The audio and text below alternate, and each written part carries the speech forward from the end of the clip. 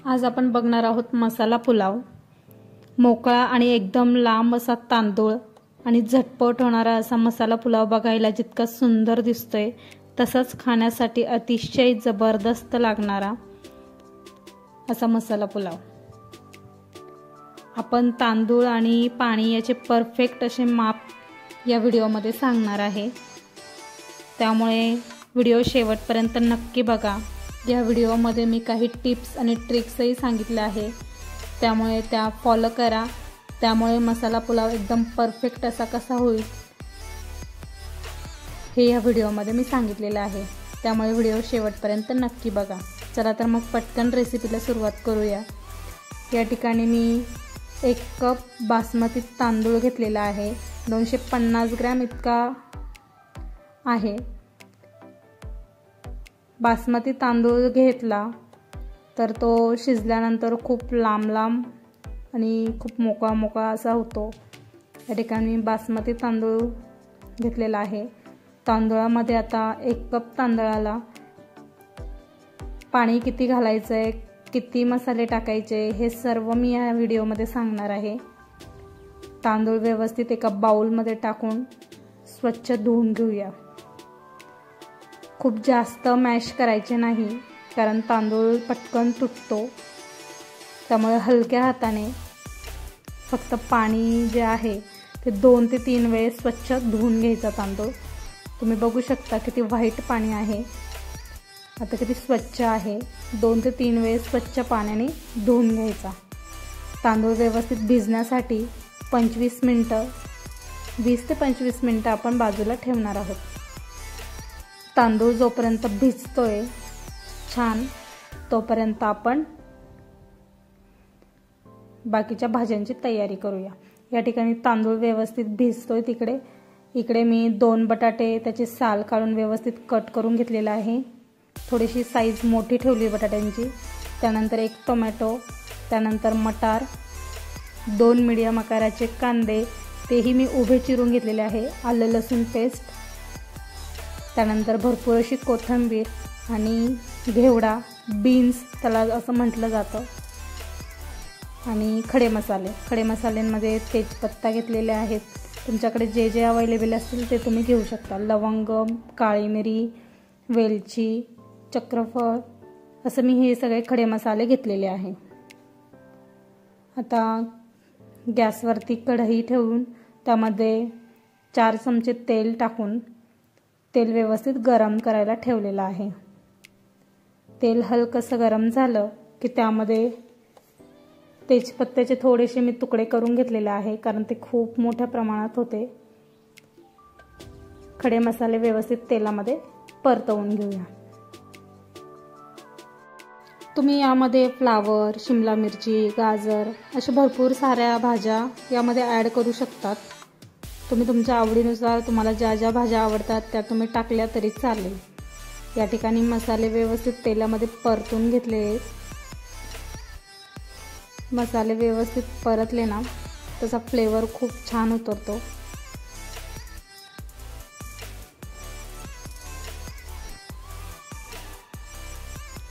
या ठिकाणी आता अर्धा चमचा हळद, त्यानंतर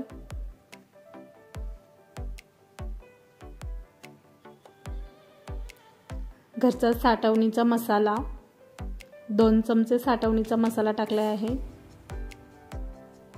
माझा चमचाही खूप जास्त मोठा किंवा खूप जास्त छोटा असाही नाही आहे, तुम्ही बघू शकता।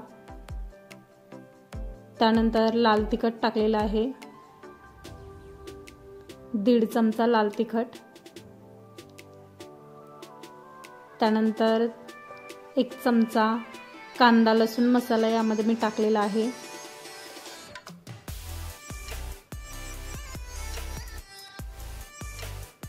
एक चमचा कांदा लसूण मसाला टाकला आहे।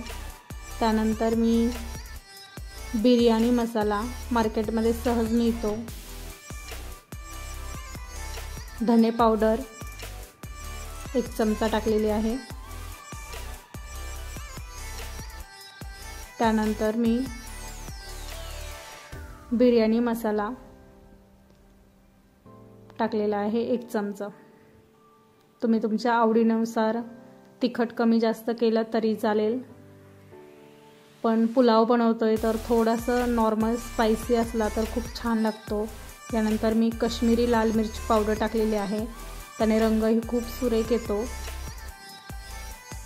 या ठिकाणी सर्व मसाले तेलामध्ये मी छान व्यवस्थित परतवून घेत आहे.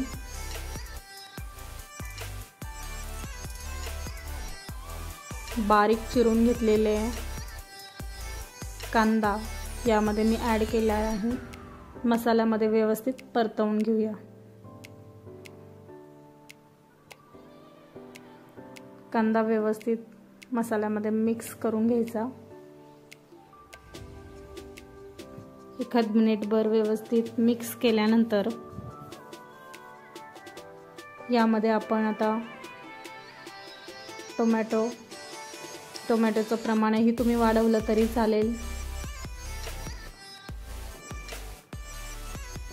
टोमॅटो टाकल्यानंतर यामध्ये मी आता बटाटे, सर्व भाज्यांमधलं पाणी मी या ठिकाणी काढून घेतलेलं आहे आणि त्यानंतर मी टाकत आहे. बटाटे टाकल्यानंतर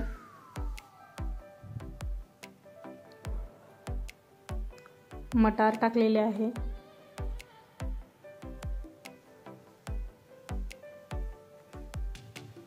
सर्व भाज्या तुम्ही तुमच्या आवडीनुसार टाकल्या तरी चालतील. फ्लावर टाकू शकता, शिमला मिरची, भरपूर साऱ्या भाज्या असतात, तुम्ही त्याही टाकल्या तरी काही प्रॉब्लेम नाही. या ठिकाणी मी बीन्स म्हणजे घेवडा तोही या ठिकाणी मी ॲड केलेला आहे. व्यवस्थित मसाल्यामध्ये आता व्यवस्थित सर्व मिश्रण मिक्स करून घेऊया. कांदा, बटाटा, लसूण या सर्व गोष्टी मसाले व्यवस्थित मिक्स होईपर्यंत परतवून घ्यायचं आहे. आता या ठिकाणी मी अर्धा चमचा चवीप्रमाणे मीठ यावरती टाकलेलं आहे. मीठ टाकल्यानंतर पुन्हा आपण व्यवस्थित मिक्स करून घेऊया. रंग किती सुरेख आला आहे. सर्व याला मसाल्यांचं कोटिंगही व्यवस्थित आलेलं आहे. त्यानंतर आलं लसूण पेस्ट, आलं लसूण किसून घेतला तर अजूनच जास्त टेस्ट त्यामध्ये उतरते. या ठिकाणी वरतून थोडीशी कोथिंबीर,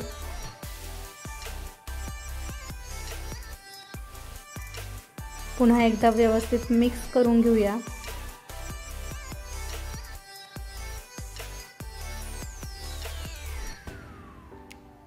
वाव, दिसायला किती सुंदर दिसते. या ठिकाणी मिक्स झाल्यानंतर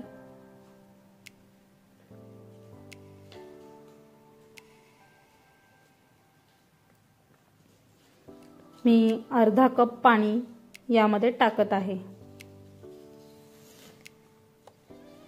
225 ml म्हणजे अर्धा कप पाणी मी या ठिकाणी टाकलेलं आहे.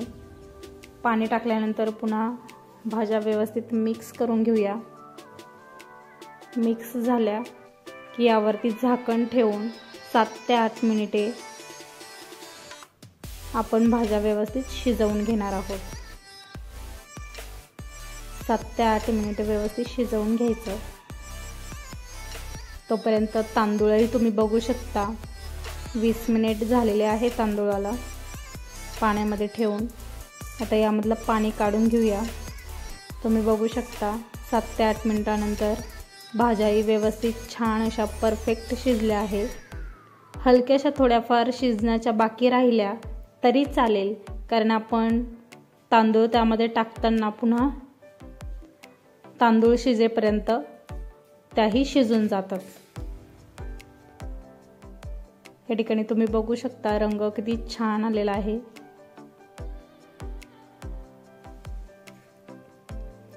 अर्धा कप पाणी शिजण्यासाठी पुरेसं आहे. पूर्ण पाणी इथे भाजींनी व्यवस्थित ॲब्झॉर्ब केलेलं आहे. तुम्ही बघू शकता एकदम परफेक्ट अशा भाज्या शिजलेल्या आहेत. जास्त पाणी यूज करायचं नाही।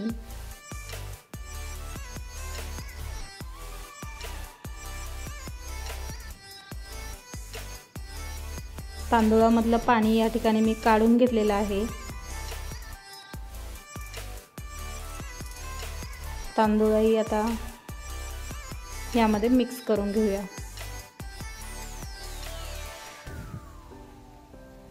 व्यवस्थित टायमिंग, पाणी, तांदूळ कसा भिजवायचा ह्या सर्व गोष्टी जर परफेक्ट केल्या ना तर पुलाव कधीच बिघडत नाही। या ठिकाणी मिक्स करताना, तांदूळ मिक्स करताना खूप हलक्या हाताने मिक्स करायचा, कारण तांदूळ भिजलेला असतो, त्याचा पटकन तुकडा पडतो, त्यामुळे 1 ते 2 वेळेस फक्त परतवून घ्यायचा।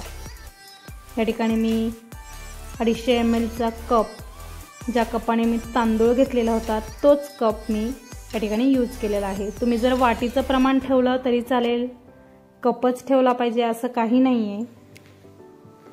त्यानंतर मी ज्या कपाने तांदूळ घेतला होता तो कप मी पूर्ण पाण्याचा या ठिकाणी भरून टाकलेला आहे आणि त्यानंतर मी अर्धा कप पाणी, म्हणजे असं मी 2 कप पाणी पूर्ण प्रोसेसमध्ये वापरलेलं आहे।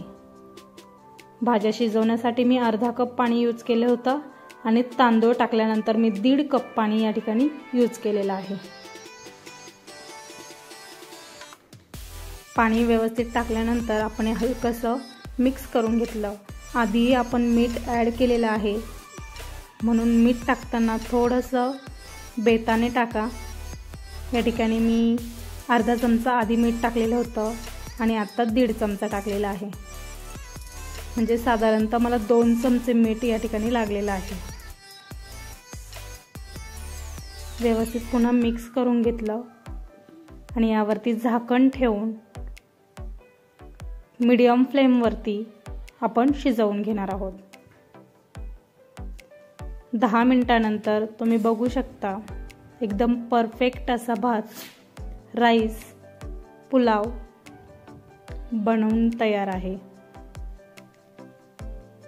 थोडासा आत्ता गरम आहे त्यामुळे ओलसरही दिसत असेल, पण तो जर थंड झाला ना खूप सुटसुटीत, मोकळा मोकळा आणि खायला खूप छान असा लागणारा मसाला पुलाव। या ठिकाणी तुम्ही बघू शकता ज्या थोड्याफार भाज्या शिजायच्या बाकी असतात त्याही तांदूळ शिजताना शिजून जातात, त्यामुळे जास्त भाज्यांनाही पाणी टाकायचं नाही शिजायला। परफेक्ट अशी झटपट होणारी रेसिपी आहे। वरतून अशी कोथिंबीर, दिसायलाही किती सुंदर, तांदूळही किती लांब लांब झालेला आहे। चला तर मग पटकन डिशमध्ये काढून घेऊया। तुम्ही बघू शकता गरमागरम असा पुलाव, दिसायला जितका सुंदर दिसतो ना खायला तितकाच छान लागतो। परफेक्ट मेजरमेंटने जर बनवला तर अजिबात असा बिघडत नाही किंवा खूप छान असा बनतो। या ठिकाणी तुम्ही बघू शकता परफेक्ट असा मसाला पुलाव तयार आहे। अजून जर तुम्ही चॅनलला सबस्क्राईब केलं नसेल तर सबस्क्राईब करा आणि बेल आयकॉन दाबायला विसरू नका। माझ्या नवनवीन व्हिडिओचे नोटिफिकेशन तुम्हाला येत राहतील। गरमागरम मसाला पुलाव आहे म्हटल्यावर सोबत जर काही स्वीट असेल तर खूप छान। वाव,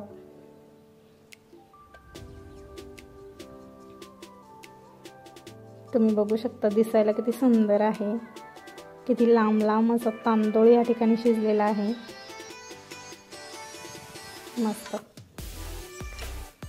अशाच नवनवीन व्हिडिओसाठी चॅनलला सबस्क्राईब करा आणि बेल आयकॉन दाबायला विसरू नका। लाईक करा, कमेंट करा आणि शेअर करा। मस्त का, स्वस्त राहा। Bye bye.